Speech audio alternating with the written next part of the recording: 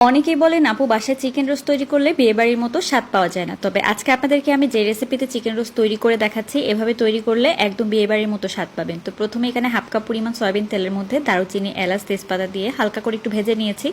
দুইটা roasted chicken দিয়ে দিলাম। তারপর একটু লবণ দিয়ে চিকেনটাকে হালকা করে ভেজে নিয়ে দিয়ে দিচ্ছি হাফ কাপ পরিমাণে পেঁয়াজ বেরেস্তা। এখন আবারও চিকেনটাকে কিছুক্ষণের জন্য একটু ভেজে নিব।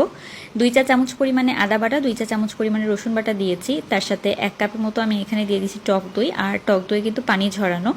দিয়ে দিলাম এখানে পোস্তদানা বাটা 1 চা চামচ পরিমাণে, 1 চা চামচ পরিমাণে সাদা গোলমরিচের গুঁড়ো, জয়ত্রীর গুঁড়ো 1 চা চামচ পরিমাণে, দিয়ে দিচ্ছে এখানে স্বাদ মতো লবণ, আলু বোখরা, তার সাথে দারুচিনির গুঁড়া হাফ চা চামচ পরিমাণে। এখন আমি 4 টেবিল চামচ পরিমাণে এখানে দিয়ে দিচ্ছি টমেটো সস। আর এখন মশলাটাকে ভালো করে রেডি করে নিয়ে খুব সামান্য পরিমাণ ওই হাফ চামচের মতো শুকনো মরিচের গুঁড়া দিয়েছি। তো মশলা রেডি। এখন ওই ভেজে রাখা চিকেনগুলোর কড়াইয়ের ভিতরেই আমি দিয়ে দিচ্ছি এই মশলাটা। তারপর একটু হালকা করে ভেজে নিয়ে দিয়ে দিচ্ছি গোটা গোটা কাঁচামরিচ, প্রায় 7-8টার মতো। তো এখানে আমি কিছুটা কাঠবাদাম, কাজু বাদাম, পেস্তা বাদাম নিয়েছি। এগুলোকে একটু হালকা করে ব্লেন্ড করে নেব, মানে ব্লেন্ডারে একদম পেস্ট করে নিতে হবে। 1 কাপ পরিমাণ দুধ দিয়ে দিয়েছি, জাল দেওয়া দুধ, আর তার সাথে বাদামের মিশ্রণটাও দিয়ে দিলাম। তো এখন ভালোভাবে এটাকে নেড়ে চেড়ে মিশিয়ে নিচ্ছি। মেশানো হয়ে গেলে এই তো উপরের দিকে তেলটা ভেসে আসলে এখানে একটু ঘি দিয়ে দিচ্ছি।